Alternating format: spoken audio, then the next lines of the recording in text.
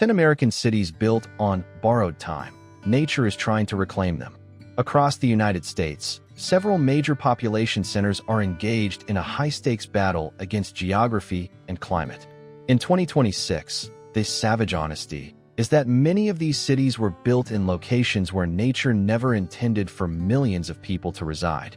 From sinking foundations to unquenchable fire zones, these municipalities are surviving on borrowed time. As infrastructure ages and environmental shifts accelerate, the cost of holding back the tide, literally and figuratively, is becoming a fiscal and physical impossibility for many local governments. 1. New Orleans, Louisiana. Why number 1? New Orleans is a bowl sinking into the delta.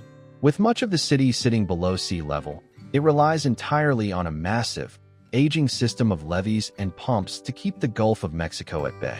The savage reality is subsidence. The land is physically compacting and sinking while sea levels rise. In 2026, the cost of flood insurance has become a second mortgage for many, as the borrowed time granted by post-Katrina engineering starts to reach its expiration date against increasingly volatile hurricane seasons. 2. Phoenix, Arizona. Why number 2? Built in a desert that frequently sees temperatures above 110 degrees Fahrenheit, Phoenix is a monument to man's defiance of heat. However, the city is a heat island that stores thermal energy in its concrete, preventing nighttime cooling. The city's survival depends on a precarious water supply from the dwindling Colorado River. As the megadrought persists, the energy required to cool the city and transport water is becoming a massive economic drain. Without a radical shift in water management, the desert is poised to reclaim this oasis of asphalt. 3. Miami, Florida. Why number 3? Miami is built on porous limestone, which means sea level rise isn't just coming over the sea walls, it's coming up through the ground. Sunny day flooding is now a regular occurrence, where high tides push seawater through the sewer systems and into the streets. Engineers are desperately raising roads and installing pumps, but you can't wall off a city built on a sponge. In 2026, real estate values in low-lying areas are beginning to buckle under the weight of uninsurable risk and the literal intrusion of the ocean. 4. Houston, Texas. Why number 4? Houston's borrowed time is a result of rapid, unchecked sprawl over natural wetlands that once acted as sponges for storm surge. The city is prone to catastrophic flooding events that seem to happen every few years rather than every century. Because much of the city is paved over, rainwater has nowhere to go but into living rooms. Subsidence caused by groundwater extraction is also causing parts of the metro to sink, making an already flat landscape even more vulnerable to the next big Gulf storm. 5. Paradise, California. Why number 5? While much of the town was tragically lost in 2018, the attempt to rebuild in the wildland-urban interface remains a gamble against nature. The area is a natural fire corridor where dense forest meets residential development. Despite new building codes, the fundamental geography hasn't changed. This savage honesty is that as long as people live in these high-wind, high-fuel zones, the risk of a reclaiming fire remains 100%. Insurance companies have largely exited the area, leaving residents to self-insure a future that looks increasingly precarious. 6. Charleston, South Carolina. Why number 6?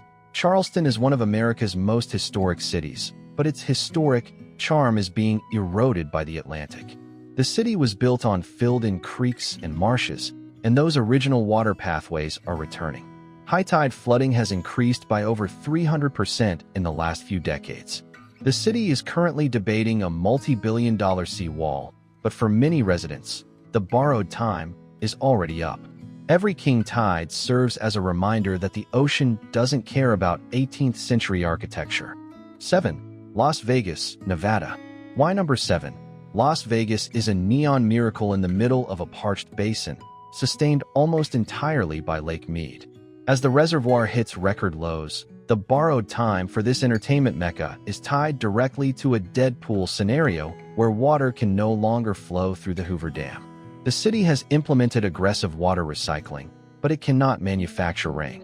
If the primary straw for the city's thirst goes dry, no amount of tourism revenue can prevent the desert from reclaiming the strip.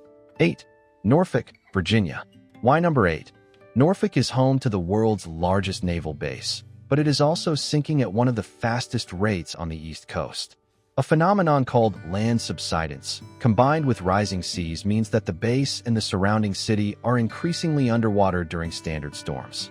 The military is spending billions to raise piers and protect infrastructure, but the surrounding residential neighborhoods are being left behind.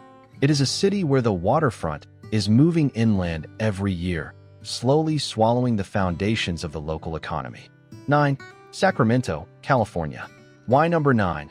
Often overlooked compared to coastal cities, Sacramento sits at the confluence of two major rivers and is protected by a levee system that many experts consider some of the most at risk in the nation. If a massive ARK storm, atmospheric river, hits, the Central Valley could become an inland sea, just as it did in 1862.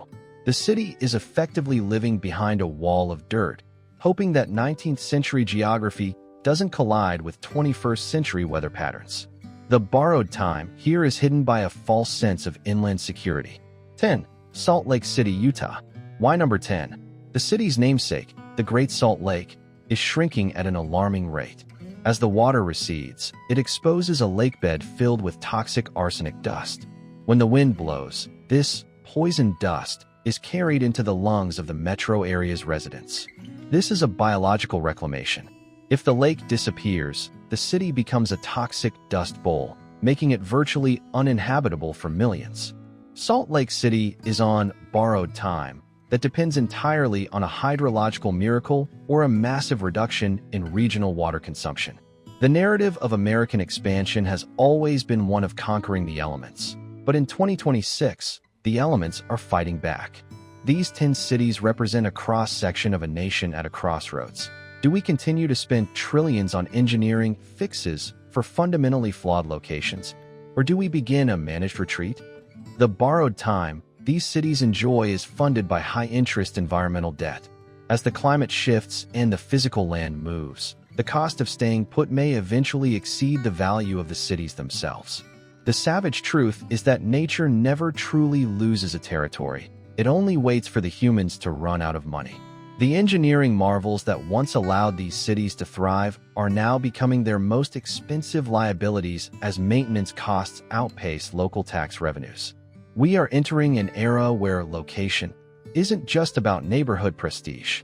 Governments are being forced to make triage decisions, choosing which districts to save with seawalls and which ones to let go.